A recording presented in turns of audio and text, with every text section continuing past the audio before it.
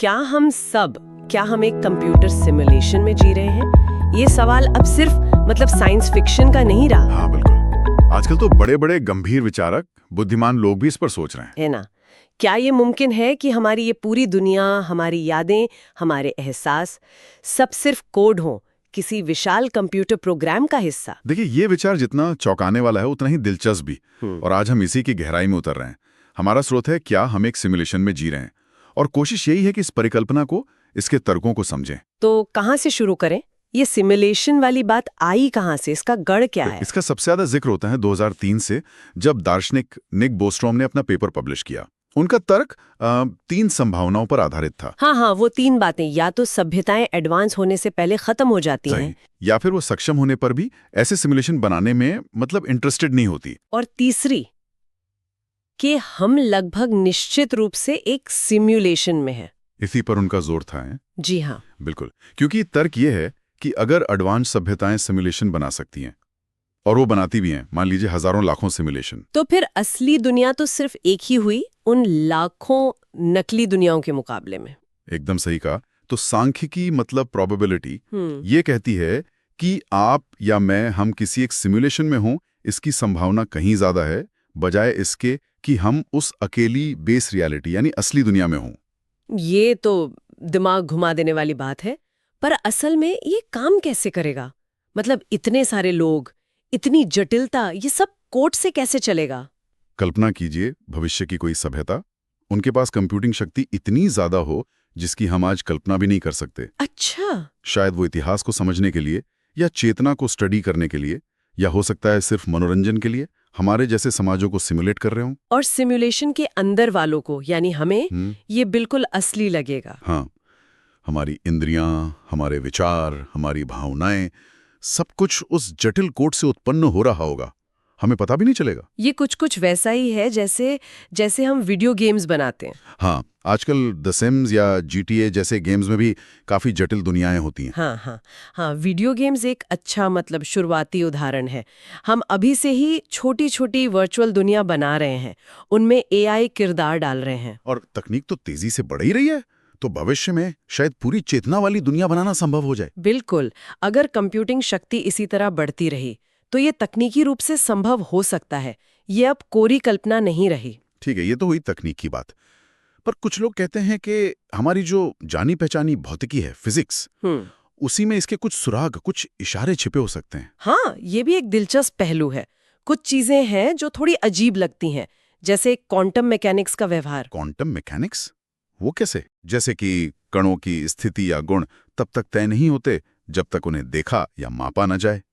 ये कुछ वैसा नहीं लगता जैसे कोई वीडियो गेम सिर्फ वही सीन रेंडर करता है जिसे प्लेयर देख रहा हो, ताकि रिसोर्स बच सके। हाँ, ये तो सोचने वाली बात है।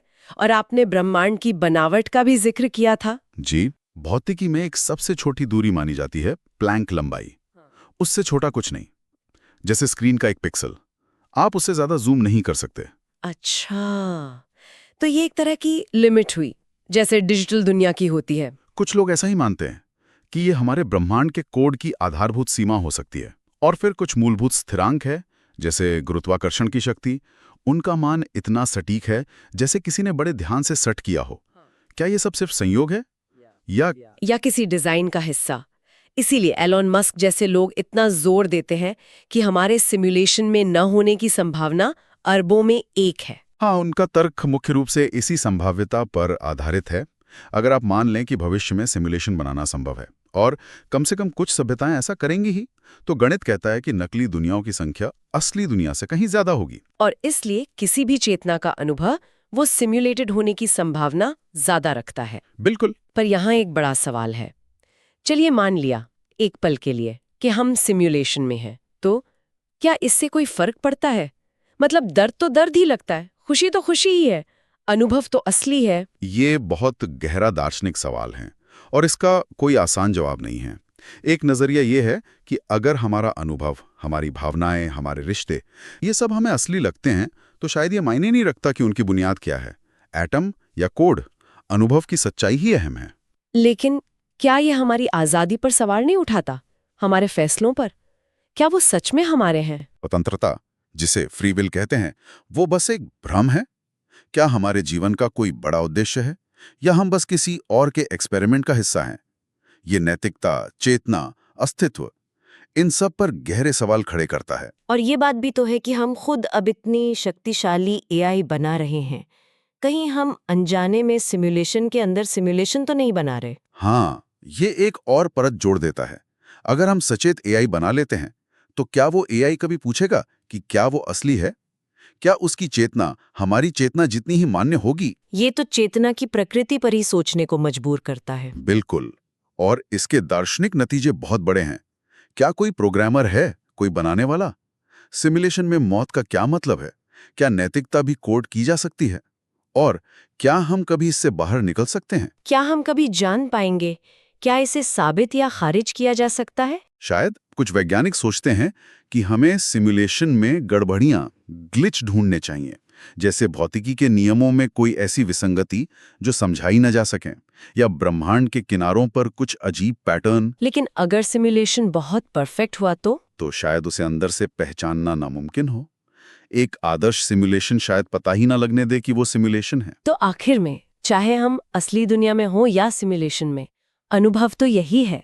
हमारे रिश्ते, हमारे सुख दुख, ये सब हमारे लिए तो सच है। हाँ बिल्कुल। शायद असली सवाल ये नहीं है कि क्या ये सिमुलेशन है, क्योंकि हो सकता है इसका जवाब हमें कभी मिले ही ना।